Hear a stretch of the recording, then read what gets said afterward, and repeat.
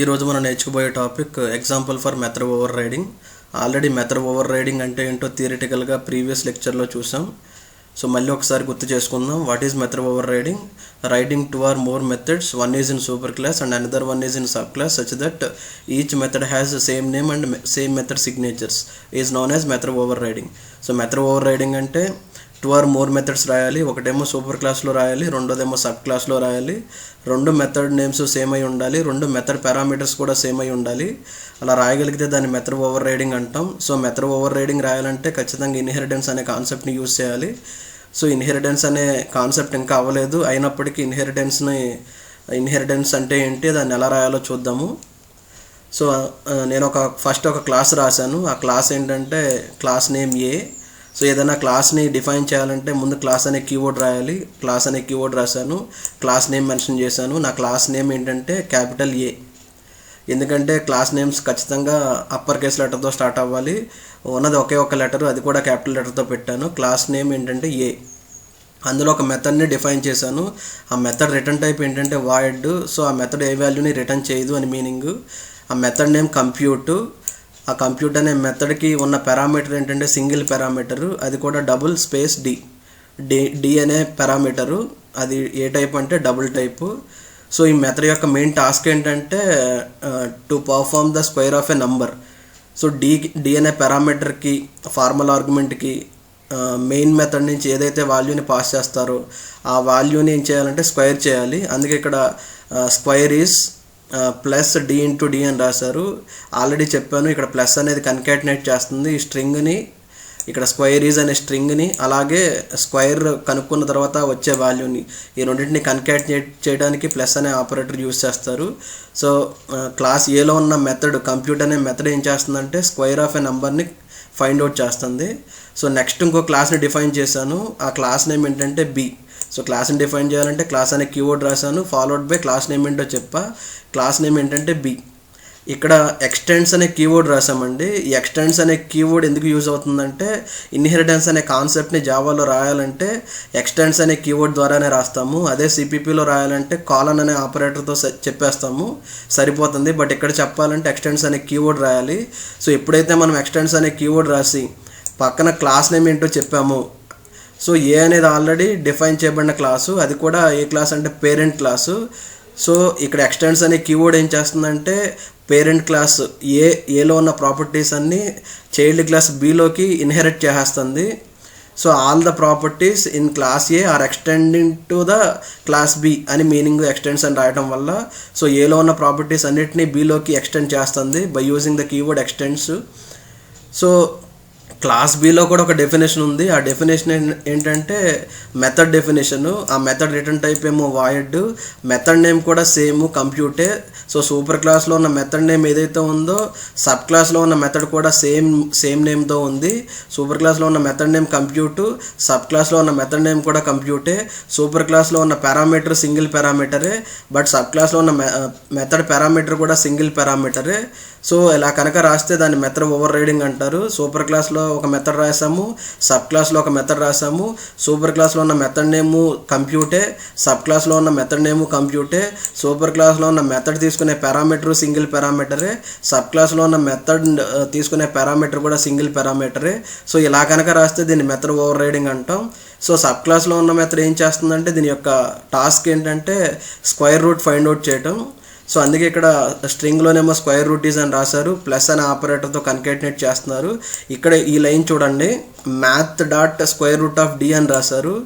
So సిలో కూడా square root కనుక్కోవాలంటే ఎస్క్యూఆర్టీ అనే ప్రీడిఫైన్డ్ ఫంక్షన్ ఉంటుందండి అక్కడ. ఇక్కడ కూడా ఎస్క్యూఆర్టీ అనే ప్రీడిఫైన్డ్ మెథడ్ ఉంటుంది. ఆ మెథడ్ ఎందులో డిఫైన్ చేయబడి ఉందంటే మ్యాథ్ అనే ప్రీడిఫైన్డ్ క్లాస్లో డిఫైన్ చేయబడి ఉంది. సో అందుకే ఆ మెథడ్ని కాల్ చేయాలంటే డాట్ అనే ఆపరేటర్ యూస్ చేసి ముందు ఆ క్లాస్ నేమ్ ఏంటో చెప్పాము. మ్యాథ్ అనేది క్లాస్ నేము, డాట్ స్క్వేర్ రూట్ అనేది మెథడ్ నేము. ఎందుకంటే స్క్వేర్ రూట్ అనేది మ్యాథ్లో డిఫైన్ చేయబడి ఉంది కాబట్టి డైరెక్ట్గా క్లాస్ నేమ్తో కాల్ చేసాము. ఎలాంటి మెథడ్స్ని క్లాస్ నేమ్తో డైరెక్ట్గా కాల్ చేయొచ్చు అంటే స్టాటిక్ మెథడ్స్ని కాల్ చేయొచ్చు. సో ఎస్క్యూఆర్టీ అనేది స్టాటిక్ మెథడ్, అందుకే దాన్ని కాల్ చేయాలంటే ఆబ్జెక్ట్ అక్కర్లేకుండా డైరెక్ట్గా క్లాస్ నేమ్తోనే కాల్ చేశాను. తర్వాత స్క్వేర్ రూట్ పారామీటర్లో డి అనే డబుల్ వాల్యూ ఇచ్చాను. సో ఎప్పుడైతే మనం యాక్చువల్ ఆర్గ్యుమెంట్ పాస్ చేస్తామో దానికి స్క్వేర్ రూట్ ఫైండ్ అవుట్ చేస్తుంది. ఇది సబ్ క్లాస్లో ఉన్న మెథడ్ తాలూకా టాస్క్. సో ఆల్రెడీ సూపర్ క్లాస్లో ఉన్న ప్రాపర్టీస్, క్లాస్ ఏలో ఉన్న ప్రాపర్టీస్ అన్నీ క్లాస్ బీలోకి ఎక్స్టెండ్ అయ్యాయి. సో ఇప్పుడు మెథడ్ని కాల్ చేయాలంటే సబ్ క్లాస్కి ఆబ్జెక్ట్ క్రియేట్ చేస్తే సరిపోతుంది. సో ఆబ్జెక్ట్ క్రియేట్ చేయాలంటే మెయిన్ మెథడ్ రాయాలి. మెయిన్ మెథడ్ రాయాలంటే మెయిన్ మెథడ్కి క్లాస్ నేమ్ రాయాలి. సో అలా మెయిన్ మెథడ్ క్లాస్ నేమ్ ఏం రాసామంటే override demo. Main method class name, main మెథడ్ని డిఫైన్ చేసాము. Public static void main string args. So main మెథడ్లో ఆబ్జెక్ట్ క్రియేట్ చేసాము. ఆబ్జెక్ట్ కూడా దేనికి క్రియేట్ చేసామంటే సబ్ క్లాస్కి ఆబ్జెక్ట్ క్రియేట్ చేసాము. ఎందుకంటే సూపర్ క్లాస్లో ఉన్న ప్రాపర్టీస్ అన్ని సబ్ క్లాస్కి ఆటోమేటిక్గా వచ్చేస్తాయి కాబట్టి, ఇన్హెరిట్ చేసాం కాబట్టి. సో సబ్ క్లాస్కి ఆబ్జెక్ట్ నేమ్ ఏంటంటే b equals to new B object create అయిపోతుంది ఈ లైన్ ద్వారా. ఆబ్జెక్ట్ క్రియేట్ అయిన తర్వాత మెథడ్ని కాల్ చేయాలంటే ఆబ్జెక్ట్ నేమ్ రాయాలి. So object name b dot అనే ఆపరేటర్ యూస్ చేయాలి. మెథడ్ నేమ్ ఏంటో చెప్పాలి. Method name compute.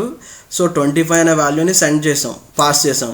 ఎప్పుడైతే ఈ లైన్ రాసాము వెంటనే ఏమవుతుందంటే ఇది సబ్ క్లాస్లో ఉన్న మెథడ్ని ఇన్వోక్ చేస్తుంది. ఎందుకంటే మనం ఇక్కడ ఆబ్జెక్ట్ క్రియేట్ చేసింది సబ్ క్లాస్కే. సో ఇన్హెరిటెన్స్ అంటేనే సబ్ క్లాస్కి ఆబ్జెక్ట్ క్రియేట్ చేస్తే సరిపోతుంది. ఎందుకంటే సూపర్ క్లాస్లో ఉన్న ప్రాపర్టీస్ అన్నీ సబ్ క్లాస్కి వచ్చేస్తాయి. So subclass method invoke అవుతుంది. సో సబ్ క్లాస్ మెథడ్ దగ్గరికి కంట్రోల్ వెళ్ళిపోతుందండి. ఈ 25 అనేది ఈ డీలో కాపీ అవుతుంది. సబ్ క్లాస్ మెథడ్ పారామీటర్లోకి, ఫార్మల్ పారామీటర్లో కాపీ అవుతుంది 25. ఆ 25 యొక్క స్క్వేర్ రూట్ని ఫైండ్ అవుట్ చేస్తుంది. సో 25 స్క్వేర్ రూట్ ఎంత అంటే 5.0, ఎందుకంటే డబుల్ వాల్యూ కాబట్టి. సో మనకు ఫైనల్గా అవుట్పుట్ ఏమొస్తుందంటే స్క్వేర్ రూట్ ఈజ్ 5.0 అని వస్తుంది. ఇక్కడ ఆల్రెడీ మీకు ఒక డౌట్ వచ్చి ఉండాలి, సూపర్ క్లాస్లో ఒక మెథడ్ ఉంది కదా, అది సబ్ క్లాస్కి ఆటోమేటిక్గా వచ్చేస్తుంది కదా, బట్ సబ్ క్లాస్ మెథడ్ని ఎందుకు కాల్ చేస్తుందని డౌట్ రావాలండి. డౌట్ వస్తేనే కరెక్ట్. సో ఇక్కడ అసలు యాక్చువల్గా ఏం జరుగుతుందంటే సూపర్ క్లాస్లో ఒక మెథడ్ ఉంది. ఆ మెథడ్కి ఒక డెఫినేషన్ రాసాము స్క్వేర్ని ఫైండ్ అవుట్ చేయడానికి. బట్ ఆ మెథడ్ సబ్ క్లాస్లో ఓవర్ రైడ్ అయిపోతుందండి. అంటే ఆ మెథడ్కి తాలూకా డెఫినేషన్ ఏం చేస్తున్నామంటే ఓవర్ రైడ్ చేస్తున్నాము. ఏ డెఫినేషన్తో ఓవర్ రైడ్ చేస్తున్నామంటే స్క్వేర్ రూట్ని ఫైండ్ అవుట్ చేయటం అనే డెఫినేషన్తో ఓవర్ రైడ్ చేస్తున్నాము. సో అందుకే మనం ఆబ్జెక్ట్ క్రియేట్ చేసి కాల్ చేసినప్పుడు ఎప్పుడు కూడా సబ్ క్లాస్లో ఉన్న మెథడ్ ఇన్వోక్ అవుతుందండి. ఎందుకంటే ఆల్రెడీ సూపర్ క్లాస్లో ఉన్న మెథడ్కి వేరే ఇంప్లిమెంటేషన్ ప్రొవైడ్ చేసేసాము, దాన్ని ఓవర్ రైడ్ చేసేసాము. అందుకే ఎప్పుడు మెథడ్ ఓవర్ రైడింగ్లో సబ్ క్లాస్లో ఉన్న మెథడ్ ఇన్వోక్ అవుతుంది, సూపర్ క్లాస్లో ఉన్న మెథడ్ ఇన్వోక్ అవ్వదు. సో సబ్ క్లాస్లో ఉన్న మెథడే కాల్ అవుతుందా లేదా చెక్ చేద్దాం. కంపైల్ చేద్దామండి. కంపైల్ చేయాలంటే కమాండ్ ప్రాంప్ట్ ఓపెన్ చేయాలి, సిఎండి అని టైప్ చేయాలి. సో ఈ ఓవర్ రైడ్ డెమో అనే దాన్ని ఎక్కడ మనము సేవ్ చేసామంటే డెస్క్టాప్ మీద సేవ్ చేసామండి. సో డెస్క్టాప్కి మూవ్ అవుతున్నాము, సిడి స్పేస్ డెస్క్టాప్కి మూవ్ అవుతామండి. అక్కడ కంపైల్ చేయాలంటే ఆల్రెడీ మీకు తెలుసు, జావాసి స్పేస్ ప్రోగ్రామ్ నేమ్ ఏంటో రాయాలండి. మన program name override demo .java. So compile చేసాము, ఎర్రర్స్ ఏమీ లేవు. రన్ చేయాలంటే Java space override demo, class name ఏంటో రాస్తే చాలండి. .java ఇవ్వక్కర్లేదు. రన్ చేసాము. సో రన్ చేస్తే కనుక మనకు చూడండి అవుట్పుట్ ఏమొచ్చిందంటే స్క్వేర్ రూట్ ఈజ్ 5.0 అని వచ్చింది. సో సబ్ క్లాస్లో ఉన్న మెథడే ఇన్వోక్ అయింది, సూపర్ క్లాస్లో ఉన్న మెథడ్ ఇన్వోక్ అవ్వదు. ఎందుకంటే ఆల్రెడీ సూపర్ క్లాస్లో ఉన్న మెథడ్ సబ్ క్లాస్లోకి వచ్చేసరికి ఓవర్ రైడ్ అయిపోయింది. అందుకే మనకు అవుట్పుట్ ఏమొస్తుందండి, సబ్ క్లాస్ మెథడ్ ఇన్వోక్ అవుతుంది. సబ్ క్లాస్ మెథడ్కి ఏదైతే డెఫినేషన్ రాసామో అదే ఎగ్జిక్యూట్ అవుతుంది. సో అలా స్క్వేర్ రూట్ ఈజ్ 5.0 అని అవుట్పుట్ వస్తుంది. Thank you.